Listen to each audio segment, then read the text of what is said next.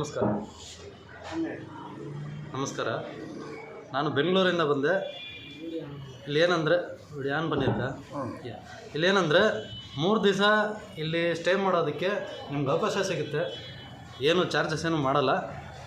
ನೀವು ಇಲ್ಲೇ ಅಡುಗೆ ಮಾಡಿ ಬೇಕಾದರೆ ತಿನ್ಕೋಬೋದಾಗಿರುತ್ತೆ. ತೊಂದರೆ ಏನಿಲ್ಲ ಅದರಿಂದ. ಇವಾಗ ವಿಷಯ ಏನಂದರೆ ಇದು ಬಂದು ಹಿಂದೂ ಧರ್ಮಶಾಲಾ ಅಂತ ಇದಕ್ಕೆ ಹೆಸರು.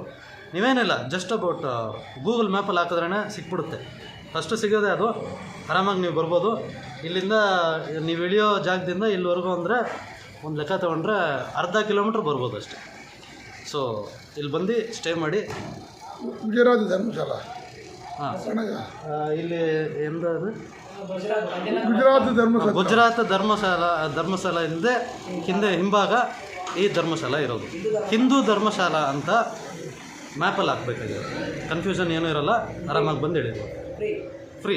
ಇಲ್ಲಿ ನಿಮಗೆ ಎಂಥ ಒಂದು ಚಾರ್ಜಸ್ಸು ಇರೋಲ್ಲ. ಮತ್ತೆ ಹೇಳ್ತೀನಿ, ಒಳ್ಳೆ ಸ್ಥಳ. ಆರಾಮಾಗಿ ಬಂದು ಇದ್ಬಿಟ್ಟು ಎಲ್ಲ ದೇವ್ರುಗಳ್ನ ನೋಡಿಕೊಂಡು ಆರಾಮಾಗಿ ಹೋಗಿ ಬನ್ನಿ. ನಮಸ್ಕಾರ. ಭಾರತ್ ಮಾತಾ ಕಿ ಜೈ.